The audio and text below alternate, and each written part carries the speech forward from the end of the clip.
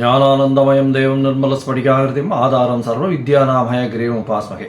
நேயர்கள் அனைவருக்கும் அஸ்ட்ரோகே செய்யுங்க பணிவான நமஸ்காரங்கள். மாத பலன். புரட்டாசி மாதம் குரோதி வருஷம் 17/9/2024 17/10/2024 வரலும் உண்டான காலகட்டத்திற்கு என்ன பலன் அப்படின்றத பார்ப்போம்.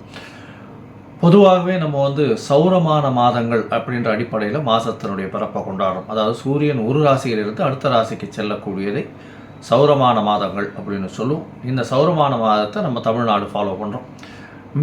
மிச்ச ஸ்டேட்லலாம் பார்த்தீங்கன்னா, அதாவது பஞ்சாப், கர்நாடகா, இந்த மாதிரி ஸ்டேட்ஸு, கர்நாடகா, ஆந்திரா இதெல்லாம் சந்திரமான மாதங்கள்னு சொல்லக்கூடியது. அமாவாசைக்கு அடுத்த நாளில் அவங்களுக்கு மாதம் பிறக்கும். நம்மளுக்கு மாதம் சூரியன் ஒரு ராசியிலிருந்து அடுத்த ராசி செல்லக்கூடியதை சூரிய மாத பிறப்பு அப்படின்னு சொல்லுவோம்.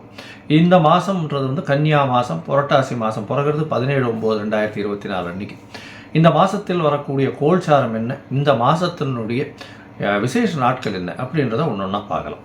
இந்த மாதத்தினுடைய கோல்சாரம் அப்படின்னு எடுத்தோம்னா, காலபுருஷ தத்துவத்தில் 2வது ராசியான ரிஷபத்தில் குரு, மிதுனத்தில் செவ்வாய், சிம்மத்தில் புதன், கன்னியில் சுக்கிரன், சூரியன் மற்றும் கேது, சனி பகவான் கும்பத்திலும், மீனத்தில் ராகு பகவான் இருக்கா. இந்த மாதத்தில் வரக்கூடிய மாற்றங்கள் அப்படின்னு சொல்லக்கூடியது மாதகாலங்கள் மாற்றங்கள் என்ன அப்படின்னா, 19/9/2024 அன்றைக்கி 2 கிரகங்கள் மாறுறது. புதன் சிம்மத்திலிருந்து கன்னியிலும், சுக்கிரன் கன்னியிலிருந்து துலாத்திலையும் மாறுறார். அதற்கு பிறகு 6/10/2024 அன்றைக்கி பார்த்தேன்னா, புதன் கன்னியிலிருந்து துலாத்திலும், அதுக்கப்புறம் 14/10/2024 அன்றைக்கி சுக்கிரன் விருச்சிக ராசிக்கும் துலாத்திலிருந்து போகிறார். இந்த மாதத்தில் வரக்கூடிய, அதாவது என்ன சொல்கிறது, பெயர்ச்சிகள் அப்படின்னு சொல்லக்கூடிய மாத கிரகங்களுடைய பெயர்ச்சிகள் இதுதான். இப்போ இந்த மாதத்தில் வரக்கூடிய விசேஷ நாட்கள் அப்படின்னு பார்த்தலையானால், புரட்டாசி மாதம்னு சொல்லக்கூடியதே பித்ருக்களுக்கு உண்டான மாதம்னு சொல்கிறோம். நம்முடைய மூதாதையர்களுக்குன்னு ஒரு மாதத்தை கொடுக்கப்பட்டுள்ளது. அதில் பார்த்தலையானால், இந்த 18ஆம் தேதி அன்றைக்கே பௌர்ணமி வருது. 18ஆம் தேதிக்கு மாலைய பட்சம் ஆரம்பம் அப்படின்னு சொல்கிறோம். அந்த மாலைய பட்சம் அப்படின்னும் போது 15 நாள். ஒரு பட்சம் அப்படின்னு சொல்லும்போது கிருஷ்ணபக்ஷம், சுக்லபக்ஷம்னு 2 பட்சம் வரும் ஒரு மாதத்துக்கு. அது மாலைய பட்சம் வளர்பிறையை ஒன்றாகவும் தேய்விரையை ஒன்றாகவும் சொல்லக்கூடியது. பௌர்ணமியிலிருந்து அமாவாசைக்கு வரக்கூடியதை தேய்விரை, கிருஷ்ணபக்ஷம்னு சொல்லக்கூடியது. இதில் மாலைய பட்சம் பௌர்ணமிக்கு அடுத்த நாளிலிருந்து பிரதமையிலிருந்து ஆரம்பிக்கும். இது 15 நாட்கள் வரும் அமாவாசையோடு சேர்த்து. அமாவாசைக்கு அன்றைக்கி மகாலய அமாவாசை வரும். 18/9/2024 அன்றைக்கி மாலைய பட்சம் ஆரம்பம். இந்த மாலைய பட்சத்தின் விசேஷம் என்ன அப்படின்றத ஒரு தனி வீடியோ போடுறேன். இந்த மாலைய பட்சத்தில் பார்த்தீங்கன்னா, பித்ருக்களுக்கு செய்ய வேண்டிய கர்மாக்களை தனியாக செய்யணும். அதாவது தந்தையார் இல்லாதவர்கள், தாய் தந்தையர்கள் இல்லாதவர்கள், இருவரும் இல்லாதவர்கள் கண்டிப்பாக பித்ருக்களுக்கு செய்ய வேண்டிய கடமைன்னு சொல்லக்கூடிய கர்மாக்களை செய்வதன் மூலியமாக அவர்களுக்கு பித்ருக்களின் ஆசிகளும், அவர்கள் குடும்பமும், அவர்களுடைய சந்ததியினரும் மிகவும் நன்றாக இருப்பார்கள். எந்த ஒரு தடங்களும் எடுக்கும் முயற்சியில் வராது. இதனால தான் பித்ருக்களும் ரொம்ப முக்கியம், குலதெய்வமும் ரொம்ப முக்கியம்னு சொல்கிறது. அவர்கள் உங்களை பாதுகாப்பார்கள் எப்போவுமே. சரி, இந்த மாதத்தில் மகாபரணி 21/9/2024 அன்றைக்கி மகாபரணி அப்படின்னு சொல்லக்கூடியது. அதை தவிர 25ஆம் தேதி அன்றைக்கி மத்திய அஷ்டமி. மத்திய அஷ்டமின்னா நடு நாள், அதாவது பௌர்ணமிக்கும் அமாவாசைக்கும் உண்டான நடு நாள், 8ஆம் நாள் மத்திய அஷ்டமி. 26ஆம் தேதி அவிதானவமி. இந்த அவிதானவமி, மத்தியாஷ்டமி, மகாபரணி இதெல்லாம் என்ன விசேஷம் அப்படின்னா, உங்களுடைய மூதாதையர்கள் அதாவது மரணித்ததனுடைய டேட்டோ இல்லைன்னா அவளுடைய இது எந்த திதி அதெல்லாம் தெரியல அப்படின்னா, இந்த காலகட்டத்தில் இந்த 3 நாட்களில் ஏதோ ஒரு நாளில் பண்ணிடலாம். இது பக்கத்தில் இருக்கக்கூடிய கோவிலில் இருக்கக்கூடிய குருக்கள்கிட்டையோ, உங்களுடைய வீட்டில் இருக்கக்கூடிய ரெகுலராக வரக்கூடிய வாத்தியார்கிட்டையோ கேட்டுன்னு பண்ணுறது ரொம்ப விசேஷம். அதற்கு பிறகு மாலைய அமாவாசை 2/10/2024 அன்றைக்கி மாலைய அமாவாசை. அதற்கு அடுத்த நாளிலிருந்து நவராத்திரி உற்சவம். நவராத்திரின்றது ஒரு பெரிய உற்சவம். இந்த இதில் நவராத்திரி ஆரம்பித்ததுலேருந்து 10 நாள் ரொம்ப விசேஷமாக போகும். 11/10/2024 அன்றைக்கி பார்த்தீங்கன்னா சரஸ்வதி பூஜை, வெள்ளிக்கிழமை வேறு வருது இந்த வாட்டி, ரொம்ப விசேஷம். அதற்கு அடுத்த நாள் விஜயதசமி. 12ஆம் தேதி அன்னைக்கு தசமி. இது வந்து மிகவும் ஏற்றமான ஒரு நாளாக சொல்லப்படுகிறது. விஜயதசமி அன்னைக்கு பார்த்தீங்கன்னா எல்லா விதமான பூஜைகளும் நீங்கள் செய்யக்கூடிய இதுக்கு வந்து பண்ணுறது, உங்களுக்கு டூல்ஸாக உதவக்கூடிய எல்லா விஷயத்துக்கும் வந்து அது அன்றைக்கி வந்து பூஜை போடணும்னு சொல்கிறது. எல்லாத்துக்குமே மரியாதை கொடுக்கக்கூடிய ஒரு பெரிய விசேஷமான நாள் அது. சரஸ்வதி பூஜை அன்றைக்கும் சரி, அந்த இது அதாவது விஜயதசமி அன்றைக்கும் பெரிய விசேஷம். இதை தவிர பார்த்தீங்கன்னா வித்யா ஆரம்பம் அப்படின்னு சொல்லக்கூடியது, முதல்ல குழந்தைகளை ஸ்கூல் சேர்க்குறவா இந்த விஜயதசமி அன்றைக்கி போய் சேர்த்துட்டு வர்றது பெரிய விசேஷம். அன்றைக்கி வந்து அக்ஷர அபியாசம் பண்ணுவா ஸ்கூலில். அதன் மூலியமாக அவர்கள் அன்னியிலிருந்தே வந்து ஸ்கூலில் சேர்ந்ததாக கணக்கு வச்சுட்டு அன்னியிலேருந்து படிக்க ஆரம்பிப்பாள்.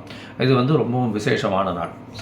இந்த மாதம் பார்த்தாலேனால் பொதுவாகவே மாத கிரகங்கள்ன்றதை வச்சு நம்ம வந்து பலன்களை சொல்லுவோம். இந்த மாதத்தில் என்னென்ன பலன்கள் வருது அப்படின்றத மேஷம் முதல் மீனம் வரை அப்படின்றத பார்க்கலாம் இந்த மாதத்தில். இதை தவிர என்னுடைய மொபைல் நம்பர் கீழே ஸ்க்ராலிங்கில் போயின்னு இருக்கோம். உங்களுக்கு அஸ்ட்ராலாஜிக்கல் கன்சல்ட் தேவைப்படுமானால் நீங்கள் எனக்கு ஒரு ஃபோன் பண்ணுங்க. உங்களுடைய date, time, place of birth, உங்களுடைய நேம் அண்டு பேரண்ட்ஸ் நேம் எனக்கு அனுப்புங்க. உங்களுடைய ஜாதகத்தை போட்டு முதல்ல அதில் சந்தி இருக்கான்னு பார்க்கணும். அதாவது நட்சத்திர சந்தி, பாத சந்தி, அதை தவிர வந்து லக்ன சந்தி, லக்ன பாத சந்தி இதெல்லாம் இருக்கான்றதை பார்த்துட்டு அதற்கு பிறகு உங்களுடைய ஜாதகத்தை குறித்து உங்களுக்குன்னு ஒரு அப்பாயின்மெண்ட்டு கொடுக்குறேன். என்னுடைய கட்டணம் என்னன்னு சொல்கிறேன், நீங்கள் அதை போடுங்க. இந்த சந்தியில் என்ன பெரிய விசேஷம்னா, எனக்கு தெரிஞ்ச நிறைய பேர் வந்து துலா ராசின்னு நினச்சிட்டு இருப்பா, ஆனால் விருச்சிக ராசியில் பிறந்திருப்பா. அதாவது விசாக நட்சத்திரமாக இருக்கும், துலா ராசின்னு நினச்சிட்டு 3ஆம் பாதத்தில் இருக்கேன்னு நினச்சிட்டு இருப்பா, ஆனால் 4ஆம் பாதம் விருச்சிக ராசியில் இருக்கும். அதனால் பாத சந்தி வரும்போது ராசியும் மாறக்கூடிய வாய்ப்புகள் உண்டு. அதனால் குணாதிசயங்களும் மாறும். அதை தவிர நீங்கள் நினச்சது எல்லாமே நீங்கள் பார்க்கக்கூடிய அதே மாதிரி லக்னமும் வந்து அந்த மாதிரி சந்தியில் இருந்ததுன்னா மாறக்கூடிய வாய்ப்புகள் ரொம்பவும் அதிகம். இதன் மூலியமாக உங்களுக்கு சொல்லக்கூடிய பலனும் சரி, உங்களுக்கு கிடைக்கக்கூடிய பலாபலன்களும் வந்து மாறுபடும். அதனால் என்ன ஆகும்னா, நீங்கள் நினச்சின்னு இருக்கிறது வந்து துலா ராசின்னு நினச்சின்னு இருப்பீங்க, ஆனால் விருச்சிக ராசியில் இருப்பீங்க.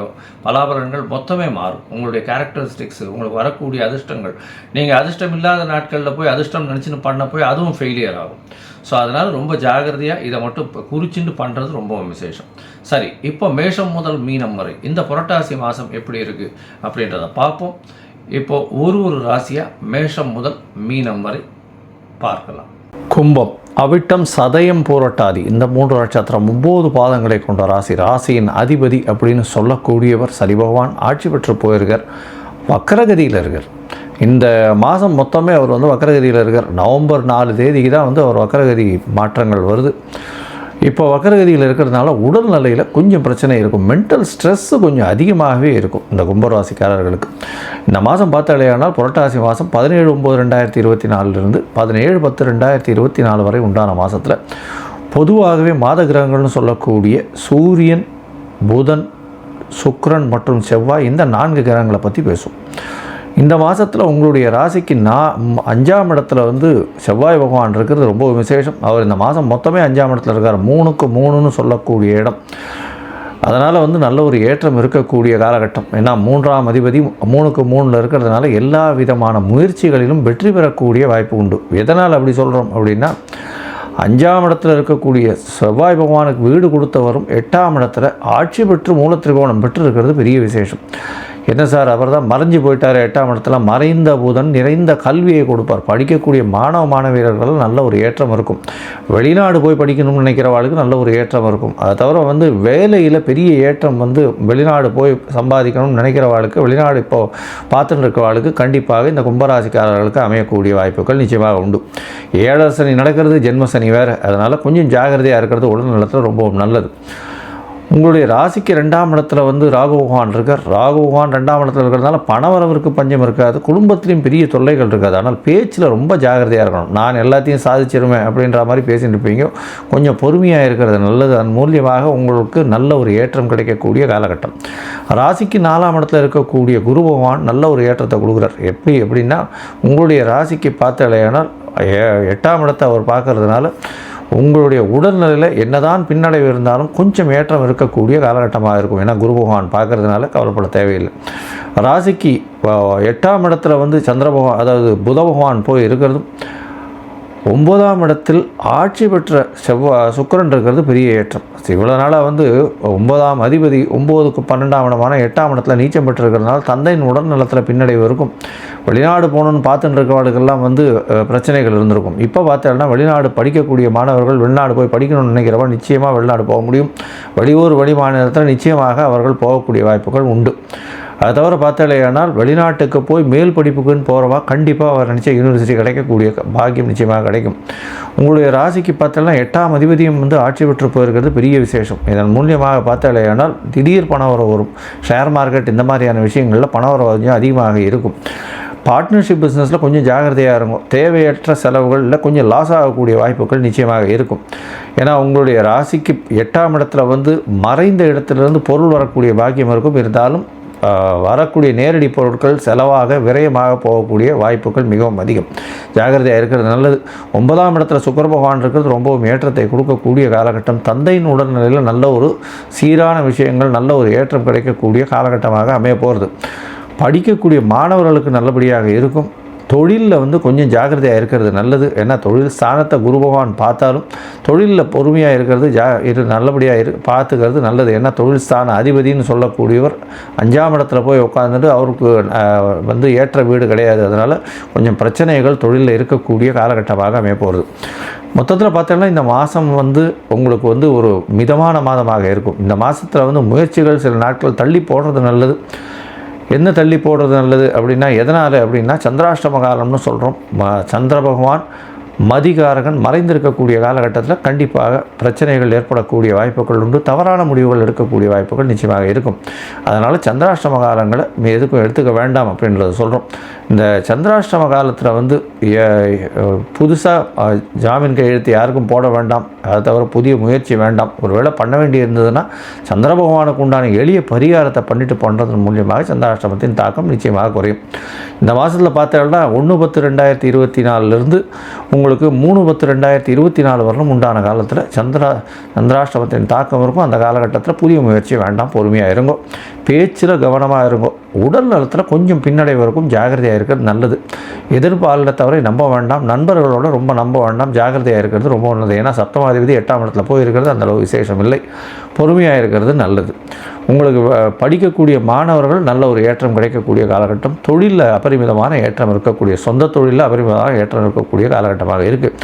இந்த மாதம் வந்து நீங்கள் அருகில் இருக்கக்கூடிய திருவள்ளூர் கோயிலுக்கு போயிட்டு வாங்க. ஏன்னா இந்த இது பார்த்தாலேயானால் இந்த புரட்டாசி மாதம் மொத்தமே முன்னோர்களுக்கு செய்ய வேண்டிய கடமைகள் வந்து செய்யக்கூடிய மாதமாக இருக்கும். அதனால் திருவள்ளூரில் போய் இந்த அமாவாசைக்கு இல்லைன்னா திருவள்ளூரில் போய் வீரராக பெருமாள் சேவிச்சுட்டு வர்றதன் மூலியமாக உங்களுக்கு எல்லா விதமான செட்பேக் பிரச்சனைகள் எல்லாமே தீர்ந்து போகும். இந்த கும்பராசிக்காரர்கள் அதுவும் இரும்பு சம்பந்தமான தொழிலில் இருக்கிறவங்க தாறு பெட்ரோலியம் ப்ராடக்ட்ஸு பை ப்ராடக்ட்ஸ் இந்த மாதிரியான விஷயங்கள் இருக்கிறவங்க அதை தவிர வந்து எண்ணெய் வித்துக்கள் சம்பந்தமாக வியாபாரம் பண்ணுறவங்க அதை தவிர அரசியல் சம்பந்தமாக அரசு சம்பந்தமாக சட்டம் ஒழுங்கு சம்பந்தமாக இருக்கிறவங்கெல்லாம் கொஞ்சம் பொறுமையாக ஜாகிரதையாக எந்த ஒரு டெசிஷனும் இருக்கிறது ரொம்பவும் நல்லது.